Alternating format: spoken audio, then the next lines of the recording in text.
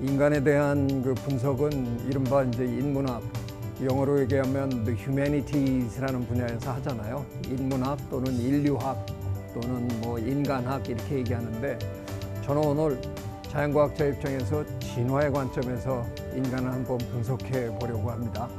어떻게 인간이 진화해 왔고 또 앞으로 얼마나 다른 모습으로 진화해 갈 건가, 그런 얘기를 한번 좀 풀어보겠습니다. 기대해 주십시오.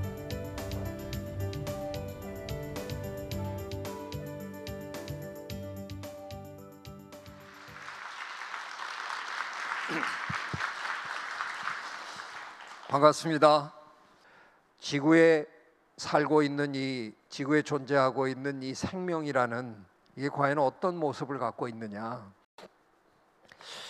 처음부터 제가 이걸 느낀 건 아닌데요. 이 공부를 오랫동안 하다가 어느 날 아주 불현듯 깨달은 거예요. 생명의 가장 보편적인 특성, 지구에 사는 생명체라면 누구나 예외 없이 반드시 갖고 있는 속성이 뭐냐? 뜻밖의 죽음입니다. 지구에 살고 있는 모든 생명은 언젠가는 반드시 끝이 있다는 겁니다. 반드시 죽는다는 겁니다. 생명의 가장 큰 특성이 죽음이라는 겁니다. 이게 참 제가 발견을 하고도 오랫동안 이걸 받아들이기가 그렇게 쉽지가 않았어요. 왜 생명으로 태어나서 꼭 죽어야만 할까? 지금 노화 연구를 하는 생물학자들이 굉장히 많거든요. 노화를 방지하는 약물을 개발하면 이건 뭐 세계 최대 갑부되는 건 그냥 아주 간단한 일이거든요. 굉장히 열심히 지금들 연구하고 있는데 어쩌면 그런 일은 안 벌어질지도 모릅니다. 모두가 안 죽으면 다 죽습니다. 지금 이 순간 누군가가 늙지 않는 법을 발견했다. 그런데 그걸 모두가 다 따른다. 다 죽습니다, 언젠간. 왜? 계속 생산을 하고 아무도 안 죽으면 자원은 한정돼 있는데, 공간은 한정돼 있는데 죽을 수밖에 없는 거죠. 누군가가 그걸 발견하면 그때 무슨 일을 해야 되느냐 하면요, 전 세계인이 모두 모여서 합의를 봐야 됩니다.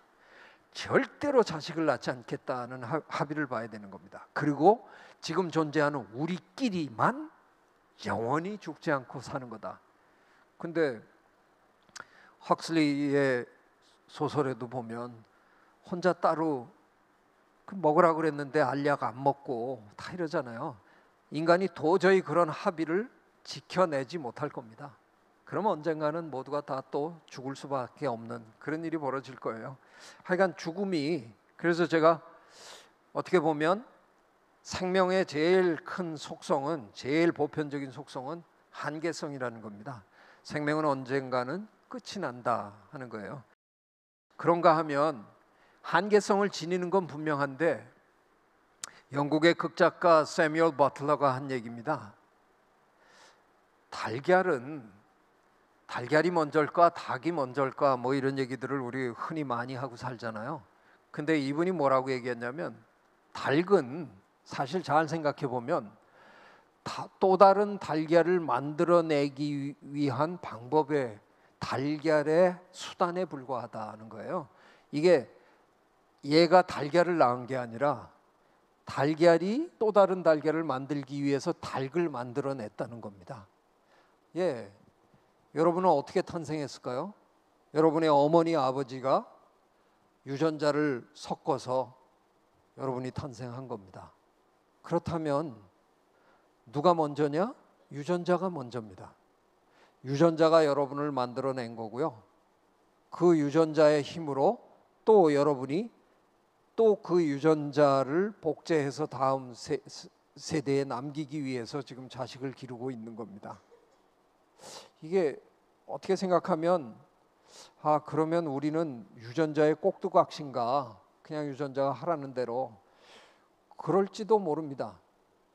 저는 가끔 이런 상상을 해봅니다. 뭐 과학자는 상상력이 부족한가 하실지 모르지만, 저는 가끔 제가 어디를 이렇게 여행하다 보면 그 백남준 선생님 무슨 작품을 보는 것처럼 모니터들이 많이 있는 어떤 그런 기관에 제가 이렇게 방문을 했어요. 여기 뭐 하는 데인가 이러고 보니까 각 모니터마다 저 그 하나의 종명이 이렇게 다 붙어 있더라고요. 뭐 비둘기, 뭐 딸기, 뭐 저 호랑이, 뭐 이런 식으로. 이게 뭐 하는 건가 했더니 유전 사업을 하는 사업본부더라고요. 태초에 하나의 유전자로부터 우리가 시작을 했거든요. 그런데 그 유전자가 생명의 늪에서 할 줄 아는 게 뭐냐 하면 자기랑 똑같이 생긴 물질을 복제하는 일을 할 줄 아는 겁니다. 처음에는 발가벗고 복제를 했어요. 근데 이게 나중에 더 잘할 수 있는 방법이 개발이 됩니다. 그게 뭐냐 하면 세포가 만들어진 겁니다. 세포라는 작은 기계가 만들어진 거죠. 그래서 세포가 복제를 하다가 이 세포들끼리 또 모여가지고 다세포 생물이 나타납니다. 그 다세포 생물이 나타나서 너는 근육 역할을 좀 해라, 너는 심장 역할을 해라, 뭐 이런 식으로 하다가 우리 같은 생명체까지 지금 태어난 거거든요. 그 얘기는 뭐냐? 태초에는 하나였을지도 모르는데 지금까지 그냥 계속 그게 이어져 왔다는 겁니다. 그 얘기는 지구의 생명의 역사는 어느 한 화학물질, 우리가 지금 DNA라고 부르는 그 화학물질의 그냥 일대기입니다. 한 번도 죽지 않은, 계속 그 화학물질은 계속 복제를 해서 지금 지구에서 살고 있는 겁니다. 그래서 지구의 생명은 영속성을 지닙니다. 그때부터 지금까지 끊임없이 이어져 왔다는 겁니다. 한 번도 죽어본 적이 없습니다.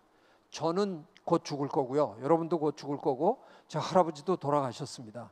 하지만 그 제 할아버지의 유전자가 제 몸속에서 지금 살아있는 거고요. 제가 죽고 나도 제 아들의 몸을 통해서 또 제 유전자가 후세에 남겨지는 겁니다. 그러니까 태초에 시작했던 그 하나의 유전자가 지금 그 하나의 DNA가 지금 다 이렇게 하고 있는 겁니다. 그런데 그 유전자의 관점에서, DNA의 관점에서는 우리 인간이 사업을 하든 백테리아가 사업을 하든 사실상 차이가 없다는 겁니다. 왜? 생명은 엄청나게 다양하게 이렇게 지금 진화를 했거든요. 이게 어떤 딱정벌레를 연구하는 곤충학자가 한 지역에서 잡은 딱정벌레 표본을 그냥 다 박스 안에다 이렇게, 엄청나게 다양하죠. 생명은 이처럼 어마어마하게 다양하게 진화했습니다. 태초에 하나의 DNA로부터 나왔는데 어떻게 이렇게 기가 막히게 다양하게 지금 지구에 살고 있는 이 많은 생물들을 한번 보십시오. 참으로 기가 막히게 다양하게 진화를 한 겁니다. 자, 그런데 제가 조금 전에도 말씀드린 대로 그 다양한 생물들이 따지고 보면, 거슬러 올라가 보면 하나의 DNA로부터 나왔으니까 큰 가족입니다. 대가족이에요. 다 연결되어 있는 겁니다. 그래서 이런 질문도 가능합니다. 지금 우리 인간이 너무나 우리가 살기 위해서 자연을 너무나 많이 훼손하고 있는데 그게 무슨 짓을 하고 있느냐 하면 가족을 살해하고 있는 일입니다. 그러니까 제 생각에 멧돼지하고 우리하고 아무 관계가 없는 것 같지만요, 거슬러 올라가다 보면 우리가 다 같은 포유류 최초의 조상으로부터 갈려 나온 우리의 할머니 할아버지가 같았다는 겁니다. 언젠가는. 또 거슬러 올라가다 보면 물고기들이랑 같았던 시절이 있고요. 이렇게 거슬러 올라가면 태초에 하나의 화학물질로부터 우리가 전부 분화돼서 나왔다는 겁니다. 우리에게 무슨 권리가 있길래 우리가 침팬지가 사는 곳을 망가뜨리고 우리가 또 잠자리를 없애버리고 저런 것들이 살 수 있는 서식처를 다 망가뜨리냐. 게다가 아마도 연세로 보면 우리가 제일 어릴 거예요. 우리 기껏해야 20만 년 전에 태어났어요. 잠자리는 공룡하고 같이 살았어요. 무려 7천만 8천만 년 전부터 살던 곤충이에요. 우리의 대조상님이세요. 근데 우리 뭐 잡아가지고 날개 뜯어보고 뭐 이런 짓 하는 거예요. 우리에게 누가 이런 권한을 줬을까라는 질문도 충분히 가능한 질문이라는 겁니다. 이 많은 것들이 결국은 그래서 어떤 거냐면 우리는 전부 연결되어 있다는 겁니다. 태초부터 지금까지 영속적으로 이어온 것도 그렇고 우리가 지금 횡적으로 지금 지구를 공유하고 살고 있는 이 모든 생물들과 다 연결되어 있다는 겁니다. 우리 인간 사회에는 철학이라는 분야가 있는데요. 근대 철학의 아버지라고 불리는 데카르트 선생님이 참 독특한 취미라면 취미, 그리고 굉장히 관심이 많았던 게, 저분이 그냥 단순히 그 철학만 하신 분이 아니고요. 굉장히 과학에도 관심이 많으셨어요. 특히 해부학에 굉장히 관심이 많으셨다 그래요. 이때가 이제 해부학이 이태리를 중심으로 굉장히 많이 이제 발전하던 시절인데, 어느 날 이분이 뭐라 그러셨냐면, 뇌를 해부하는 사람들이 여기 손가락 이렇게 딱 꺾은 것 같이 보이는 요 부분을 발견하고 그걸 파이니얼 바디라고 이름을 붙였어요. 우리말로는 송과체라고 하는데, 아직은 기능이 제대로 밝혀져 있지 않던 시절입니다. 그런데 왜 그러셨는지는 모르겠는데, 그냥 너무 잽싸게 데카르트 선생님이 여기가 영혼이 앉아 있는 자리다라고 규정을 하셨어요. 영혼이 바로 저 자리에 앉아 있는데, 인간의 뇌에서만 발견되므로, 저분이 3단 논법을 개발하신 분 아니에요?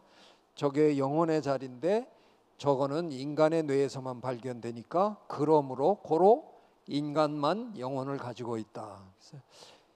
이분의 철학의 중요한 부분 중에 하나는 인간만 독특하다라는 걸. 근데 이분만 그런 게 아니라 사실은 서양에서는 기독교 전통에서 우리 인간만 특별하다고 늘 배워온 거고요. 그게 철학과 맞물려 있었던 건데, 문제는 데카르트 선생님 좀 민망하셨을 것 같은데, 선생님 돌아가시기 전에 이 송과체가 온갖 동물에서 다 발견이 됩니다. 도마, 뱀 뭐 이런 거에서 다 발견이 되는데, 그 기록에 의하면 선생님은 이거에 대해서 더 이상 이런 방구 말씀이 없으시고 돌아가셨다고 그래요. 참 민망하셨을 것 같은데, 이른바 서양의 오랜 전통은 이원론이었습니다. 인간과 인간 이외의 다른 모든 생물들을 분리시켜 놓는, 인간은 독특하다, 그런 거였는데요. 사실은 다윈이 우리에게 일깨워준 가장 큰 덕목은 뭐냐면, 우리 모두 한 곳에서 나왔다는 겁니다. 태초에 하나의 DNA로부터 우리가 다 분화돼 나왔다.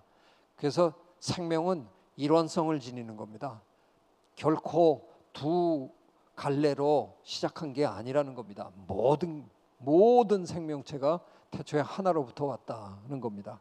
그래서 어떻게 보면 서양의 그 오랜 전통, 그 사상 전통이 다윈이라는 사람으로 인해서 정말 뿌리채 바뀐 겁니다. 다윈이 그냥 단순히 우리가 그냥 생물학책에서 이렇게 들춰보듯이 뭐 종이 어떻게 분화하고 그런 것만 우리에게 가르쳐 준 분이 아니고요. 다윈은 우리의 사고 자체를 근본적으로 뒤바꿔 놓은 사람입니다. 우리 모두가 다 하나다 하는 것을 알려주신 분이거든요.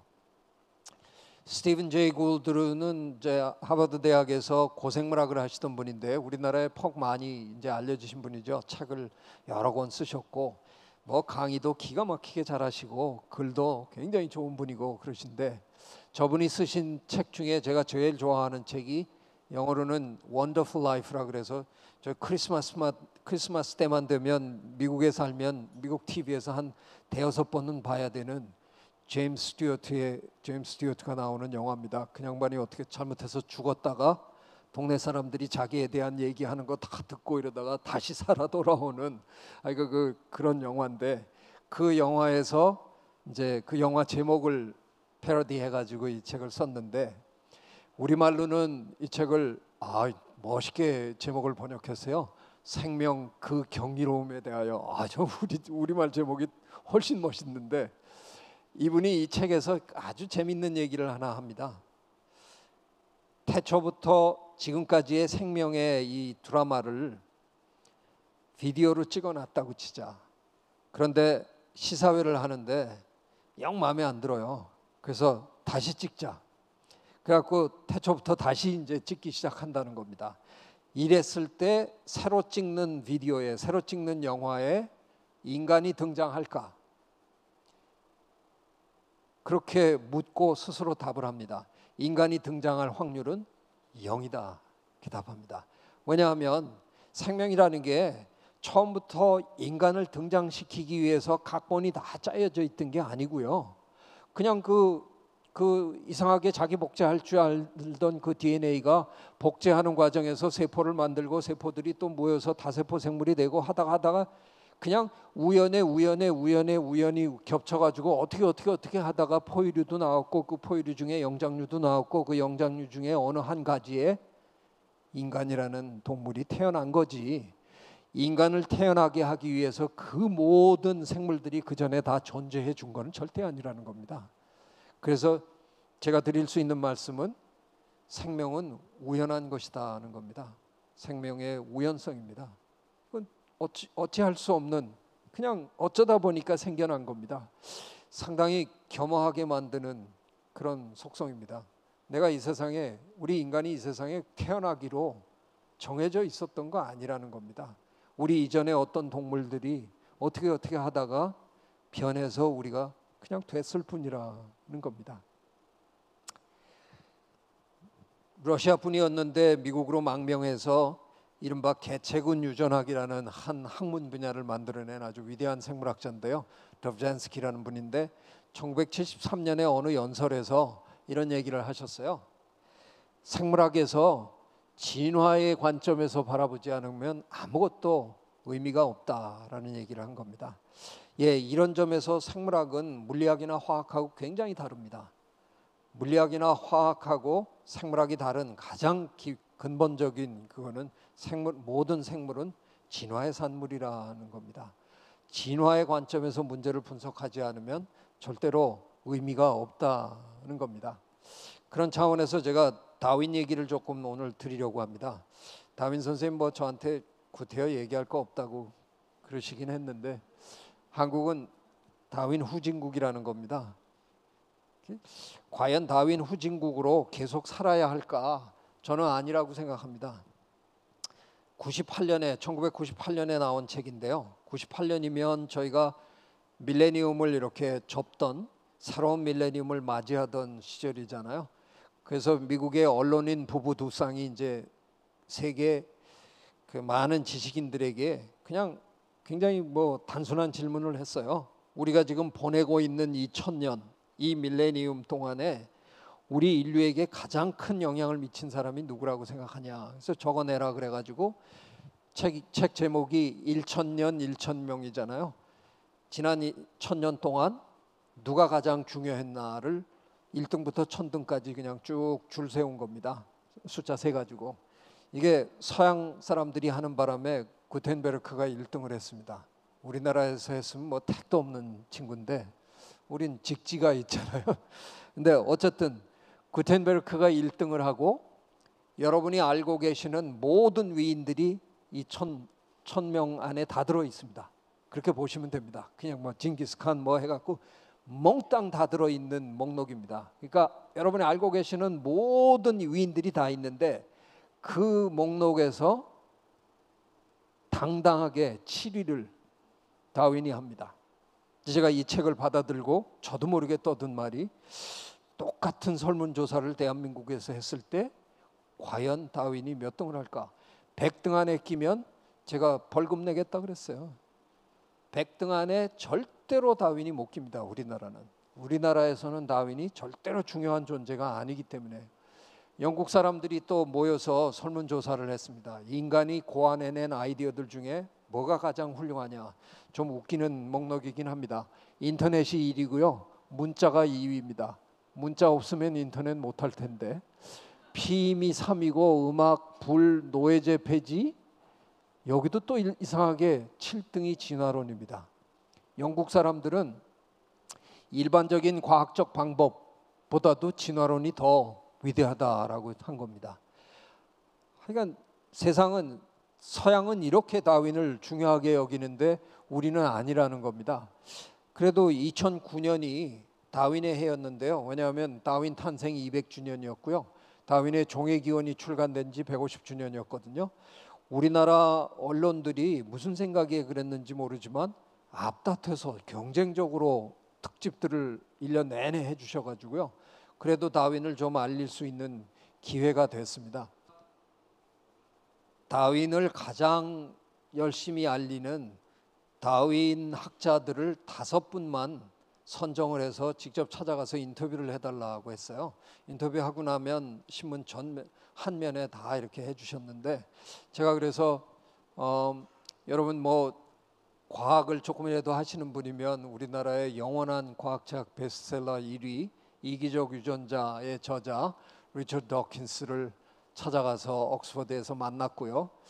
철학계의 다윈이라고 불리는 데니얼 데닛이라는 터프스 대학의 교수님도 만났고, 하버드 대학의 스티븐 핑커, 언어 본능, 뭐 마음은 어떻게 작동하는가, 빈서판 뭐 이런 책을 쓴 양반, 제 지도 교수님 이오 윌슨 교수, 그리고 다윈이 갈라파고스 섬에 잠시 들렸다가 핀치새를 채집했던 바로 그곳에 가서 그 핀치를 40년 넘도록 관찰하고 연구한, 어떻게 보면 지금 가장 위대한 다윈 학자라고 그래도 과언이 아닌 그랜트 교수 부부를 프린스턴에 가서 제가 만났습니다.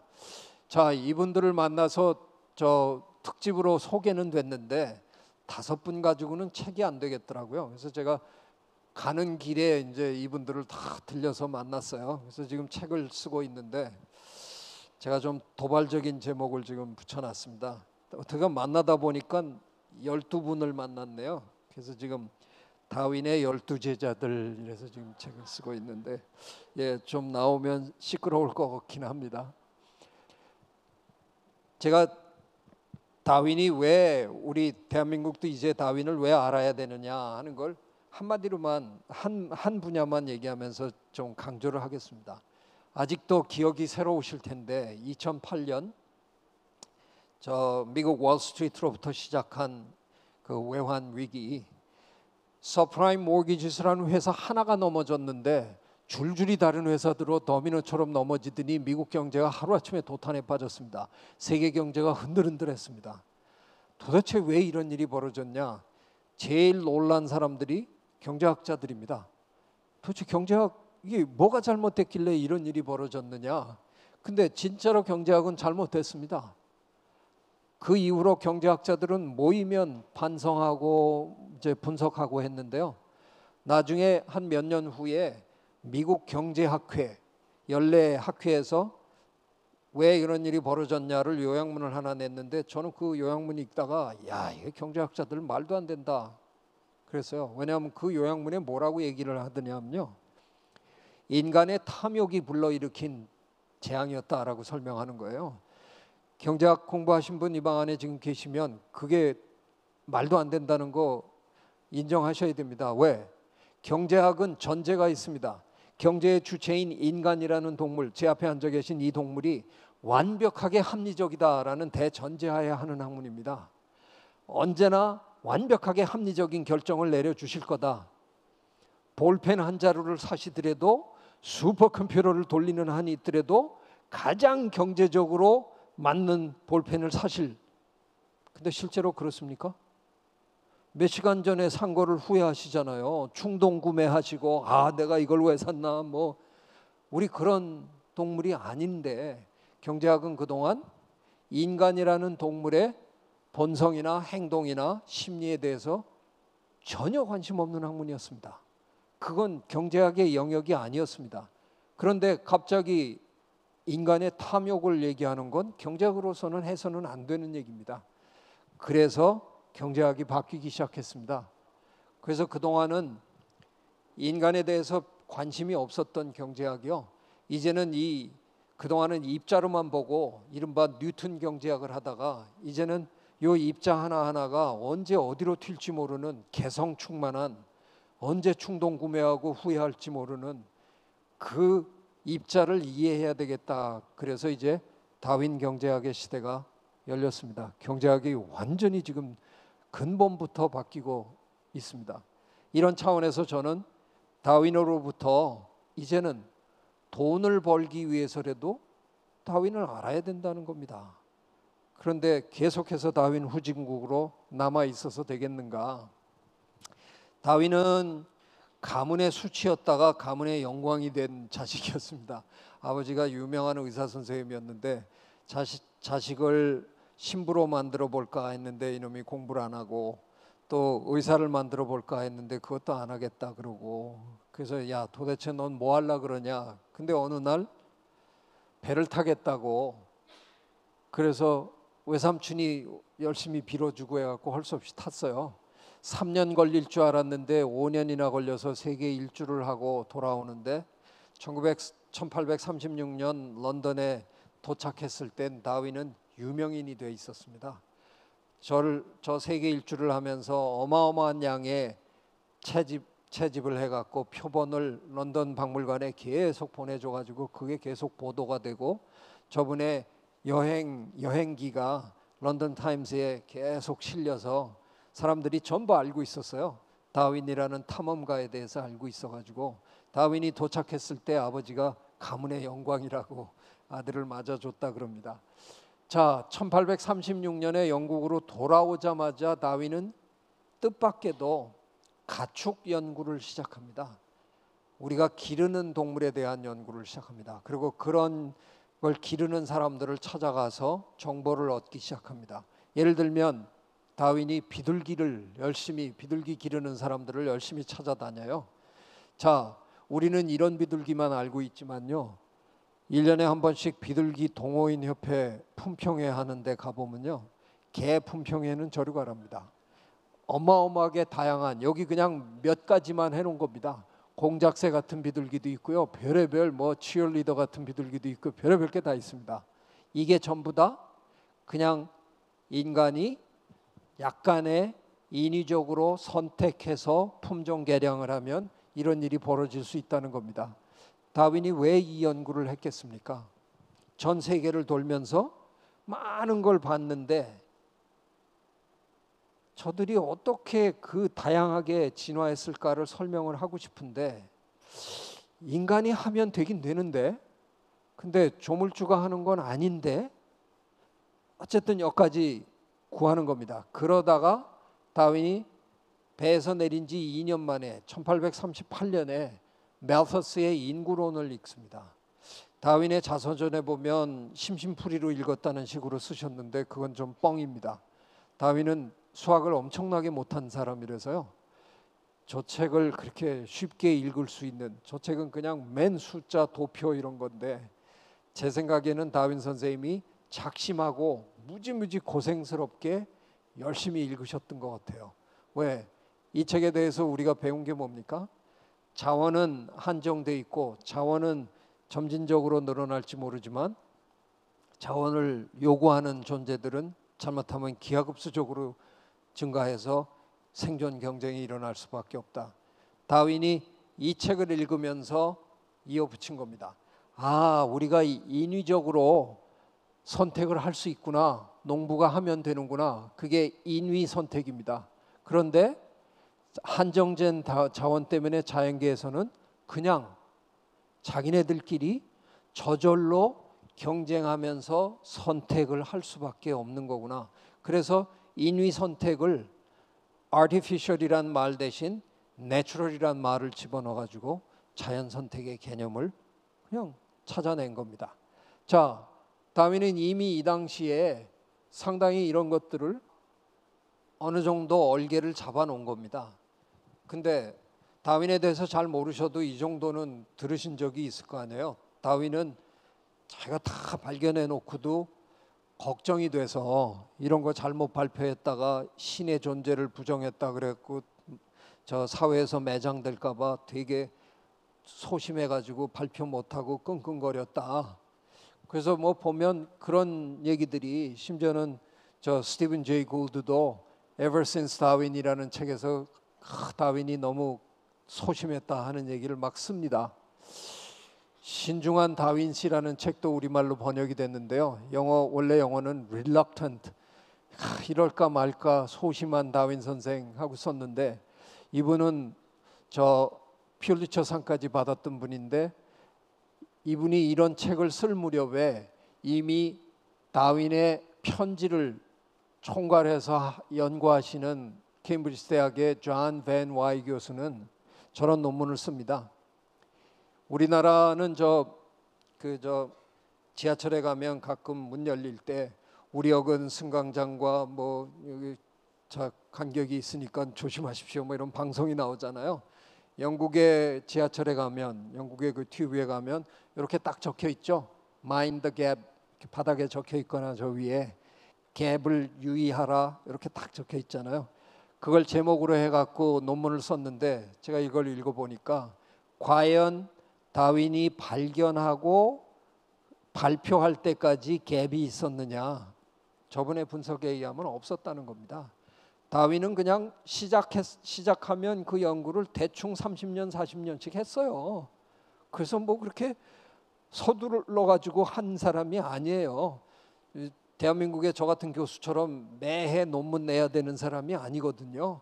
다윈은 그냥 혼자 자기가 기분 내킬 때 책 내면 되는 사람이라서 그런 부담이 없었다는 겁니다. 물론 1858년 어느 날 월리스가 논문을 한 편 짤막하게 써서 보내와 가지고, 그 논문이 자기가 그동안 저 배에서 내려 가지고 이때까지 한 20년 동안 열심히 준비한 그 내용을 요약한 것 같이 기가 막히게 쓰는 바람에 화들짝 놀래서 요약문을 다윈도 씁니다. 그래서 1859년 저 다음 해에 다윈의 요약문이 나옵니다. 500페이지가 넘는 요약문. 그게 종의 기원입니다. 다윈이 놀래서 빨리 써서 낸 책입니다. 사실은 다윈은 가만 놔뒀으면 브리타니커 정도를 썼을 거예요. 준비하다가 화들짝 놀래서 이제 요약문을 써서 낸 거고요. 다윈은 몸이 약해서 그냥 시골에 가서 있었을 뿐이지 결코 은둔자가 아니었다는 겁니다. 존 밴 와이의 저 논문에 보면 다윈은 자기가 못 돌아다니니까 편지로 주로 많은 소통을 했어요. 다윈 집에 집배원이 하루에 2번씩 왔다 갔다 했다 그럽니다. 지금 다윈의 편지가 14,000통이 발견돼 있습니다. 이 인터넷에 다 지금은 올라 있는데요. 그 편지에 보면 이 세상 모든 사람을 다 부려먹었어요. 그냥 편지로 이것 좀 해주면 안 되냐, 내 대신 가서 잡아오면 안 되냐, 뭐 어떤 분은 뭐 6종의 종마다 100개씩 다 잡아가지고 그냥 보내주시고, 그러면 또 다윈이 당신 덕분에 과학이 발달한다 뭐 이렇게 그냥, 하여간 보통 사람이 아니었어요. 다윈은 저 부인을 비롯해서 자식도 다 엄청나게 부려먹었어요.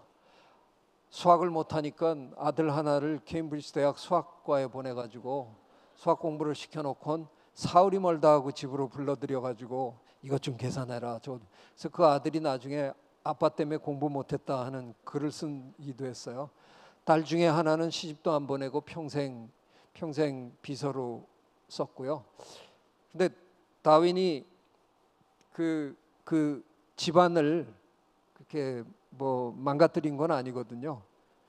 충분한 돈을 남겨놓고, 결혼할 때보다 어마어마하게 돈을 불려서 남겨놓고 간 사람이에요. 그래서 뭐 아버지로서 할 일을 못한 건 아닌데, 다윈은 사실은 제 그래픽 솜씨인데요, 만약에 요즘 살아있다 그러면 아마 이랬을 거예요.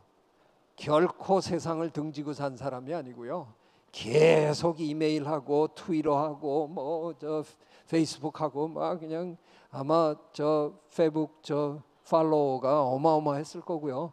그냥 정신없고 오지랖 넓고 그런 사람이었어요. 돌아가신 지금도 저희들은 다윈에게 갖다 바칩니다. 제가 다윈 지능이라는 책을 썼다고 그랬죠. 그 책을 잘 읽어보시면 그 책에 군데군데 제 발견이 있습니다. 저만 제가 논리적으로 이렇게 만들어내고 제가 실험해서 놓은 게 있거든요. 근데 그 책을 읽은 분 중에서 지금까지도 제 죄다 빼놓고는요, 단 한 분도 최 교수님이 그 하신 게 참 훌륭하더라고요, 이렇게 얘기해 주시는 분이 없습니다. 전부 다윈이 한 걸로 알고 있습니다. 다윈은 무덤 안에 있으면서도 저희 전부를 다 부려먹고 있습니다. 저희들은 아무리 무슨 짓을 해도, 아무리 얘기를 해도 밖에서는 전부 다윈이 한 거구나 이렇게 알고 있습니다. 제가 오죽하면 그래서 위키 다윈이하다, 다윈은 위키피디아처럼 우리가 암만 해서 해도 다 갖다 바치고 있구나 이렇게 얘기를 했습니다. 제 생각에 다윈은 제가 유행시킨 이제 개념으로 설명하면 아주 전형적인 통섭형 인재입니다. 자기가 공부한 분야가 아니래도 요만큼도 주저한 적이 없습니다. 그분에게 편지를 내고 그분의 자료를 얻어서 그걸 다 묶어서 종회기원을 읽어보면 그 안에 동물학, 식물학, 생리학, 발생학, 심지어는 지질학, 별의별 분야의 정보들이 그 안에 다 총망라되어 있습니다. 다윈이야말로 정말 통섭형 인재였던 것 같습니다. 스티븐 제이 골드는 굉장히 유명한 고생물학자였고 참 존경도 많이 받았지만 망발도 적지 않게 했습니다. 인간이 진화를 멈췄다고 언제 얘기를 해갖고 하여간 저희들을 굉장히 불편하게 만들었는데, 사실은 인간이 진화를 멈췄을까? 자연 선택에 의해서 진화가 일어난다, 다윈이 얘기를 했는데요, 그 자연 선택은 자연에 있기 때문에 선택이 벌어진다는 뜻이 아니었고요. Nature selection이 아니라 natural selection이거든요. 자연적으로 선택이 벌어진다. 자기네들끼리 알아서 경쟁하고 관계 맺음을 하다 보니까 일어난다는 거거든요. 진화는 멈출 수 있는 게 아닙니다. 오히려 지금 현대에서 진화는 어떤 의미에서 더 빨리 일어나고 있습니다. 왜냐하면 지금까지는 우리 인류는 지역에 따라서 다른 인종들이 이렇게 살았습니다. 여기 사는 분들은 여기 사는 분들끼리만 결혼해서 자식을 낳았습니다. 근데 지금 엄청나게 다른 일이 벌어지고 있습니다. 전 세계가 이동을 하면서 지금 결혼합니다. 엄청난 스케일의 자발적인 진화 실험이 벌어지고 있습니다. 인류 역사에 이런 일은 없었습니다. 다 국지적으로 자기네들끼리 살았습니다. 근데 지금 전 세계가 뒤섞이고 있습니다. 과연 무슨 일이 벌어질지 무지무지 궁금합니다. 이런 일이 자연계에서 어느 정도 이런지도 안 합니다. 유일하게 하나 예외가 있다 그러면 장어입니다. 뱀장어입니다. 뱀장어들은 살던 저 강에서 쭉 빠져나와서 바다에 어딘가 한 군데 모인답니다. 어디서 모이는지 아직 잘 모릅니다. 여기에 모이면 거대한 섹슈얼 오지가 일어납니다. 암컷들이 알을 쫙 낳으면 거기에 수컷들이 다 몰려들어서 정액을 확 뿌리면 그 안에서 그냥 막 수정이 일어납니다. 이게 뭐 누구랑 만나서 자식을 낳는 게 아니고요, 거대한 하나에다가 그냥 다 동네 암수가 다 모여가지고 다 뒤섞는 겁니다. 어쩌면 지금 인류가 이런 실험을 하는 것 같다는 느낌이 들어서요, 저도 한 500년 살고 싶은 마음이 500년 후에 한번 보고 싶다는 생각이 드는 겁니다. 굉장히 빠른 속도로 우리가 숫자가 막 늘어나고 있는데, 과연 이 늘어나는 이 현상이 언제까지나 이어질지, 그러면서 이 인간은 어떤 식으로 변화해 갈지 굉장히 궁금해서 저도 좀 보고 싶은데 그렇게는 안 되겠죠. 오랜 시간 경청해 주셔서 대단히 감사합니다.